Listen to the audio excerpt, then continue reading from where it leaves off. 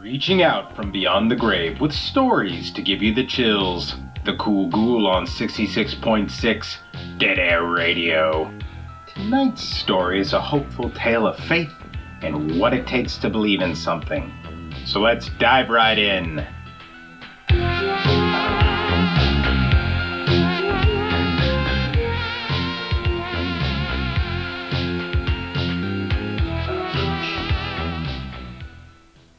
Hey there, groovy ghoulies. It's your crusty confidant, the Kool Ghoul.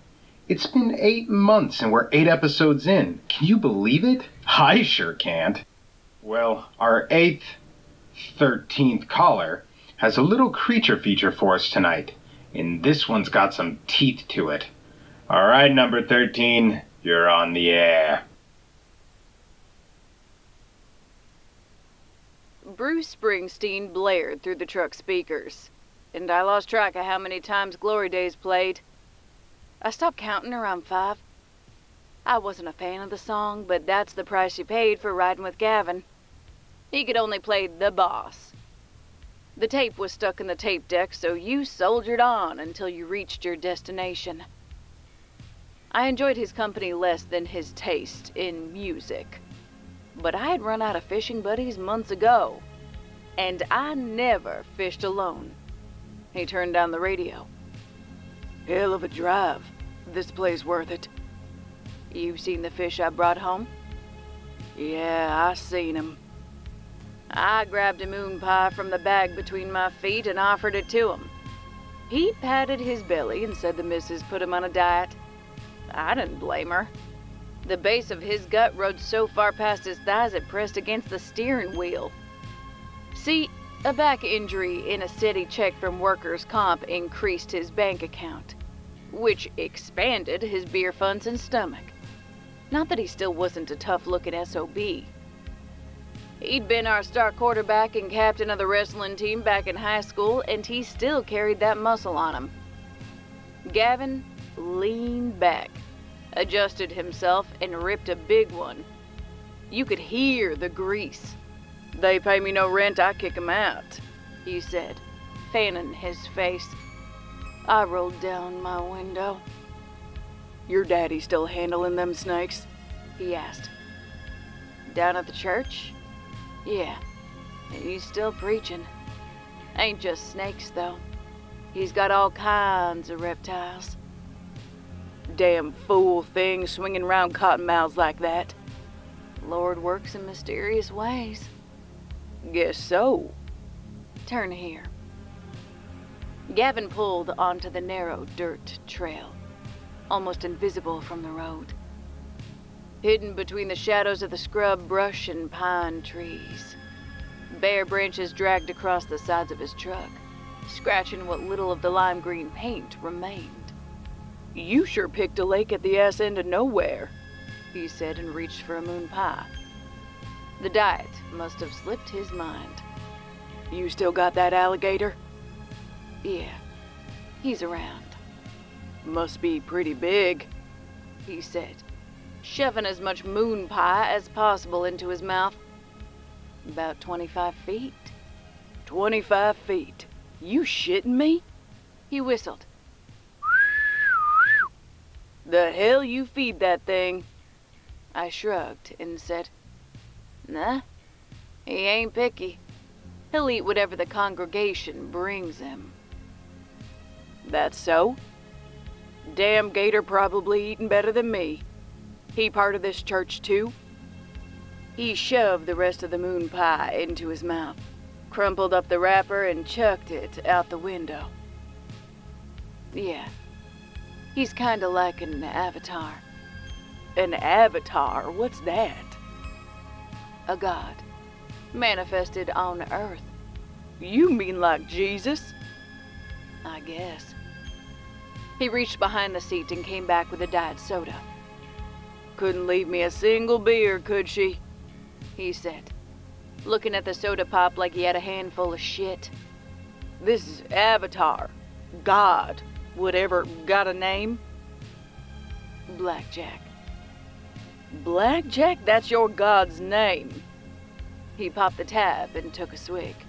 Sounds a little modern. and belched, for emphasis. I suppose they said the same thing about Jesus. He worked his jaw side to side, like I had posed a deep philosophical question. I suppose so. The dirt road opened into a turnaround at the end of a ridge surrounded by a pile of gravel and river rock big enough to obscure the lake from view. Once he parked, we stretched, relieved ourselves, and grabbed the gear from the truck bed. 2 taillight panels propped up on hills of gravel marked the entrance to the lake. Gavin, already sweating, waddled behind me as we descended the hill. You didn't say nothing about a hike. A couple of switchbacks and we'll be at the lake, I said and quickened my pace, figuring he needed the exercise. We pushed through thick underbrush towards the sound of falling water that led to the lake. A bowl of volcanic rock kept full by multiple waterfalls. Widowmakers lined the bottom, obscured by floating mats of peat moss. See that? Hangs over the deepest point. The biggest trout are there, I said, pointing to a slab of flat rock jutting over the water. We climbed over the logs that littered the bank, careful not to slip on their mossy tops. How's your back? I asked, looking over my shoulder at Gavin, who'd been huffing and grunting. Fine. Why? Just checking, I said, easing out onto the rock. He grunted in response.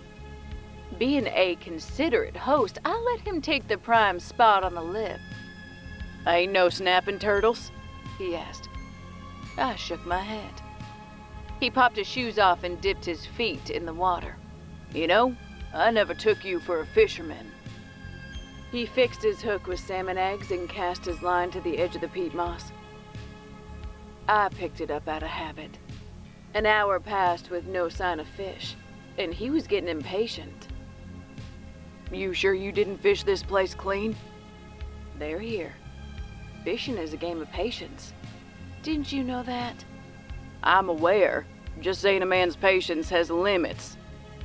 Well, I'm sure you haven't hit yours yet. We watched the logs bob and drift in the pond's current, and I guess this must have got him to thinking. Where would you keep a 25-foot gator? Around, I said. You keep saying that, but... The closest log exploded from the water, massive jaws closed around his waist, squeezing air and old moon pie out of his mouth. Blackjack pulled him from the rock with a splash of his tail and a jerk of his head. The two struggled, Blackjack chomping and spinning and Gavin cursing and calling for help, all while trying to pry those jaws loose. I sat on the rock, my stomach in my throat. God or not, feeding people to a hungry gator always made me feel guilty. He was so big a good spin would rip apart most folks. They didn't suffer. But if that didn't work, he'd hold the survivor underwater till they drowned.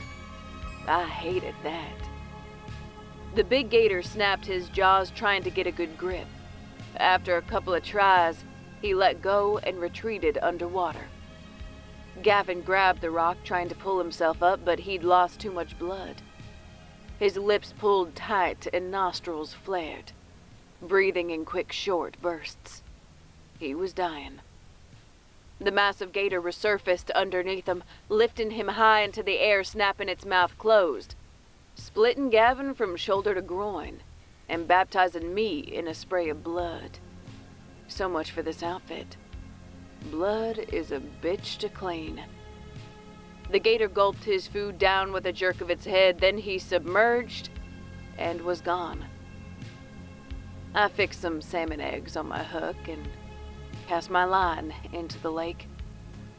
Soon the water was alive with trout, the biggest you'd ever seen, jumping and swimming beneath the rock. I dangled my feet in the cool water and watched the fish circle my legs, nibbling at the bits of floating meat Blackjack left. The Lord provides. Thanks for calling. Worshipping a monstrous reptile can play hell on your social circle. But at least Blackjack is a god who gets results. And that's a lot better than some other ancient gods I know. Carl. I guess the old saying is true. Give a gal a fish and feed her for a day. Teach her to feed her friends to an ancient alligator god and feed her for life. Well, that's it for me, Groovy Ghoulies. I hope you enjoyed the show. And if you did, give me a like and subscribe for more monthly spooky content. And click that little bell icon so you know when the next show is out. I'll be waiting right here for the next 13th caller.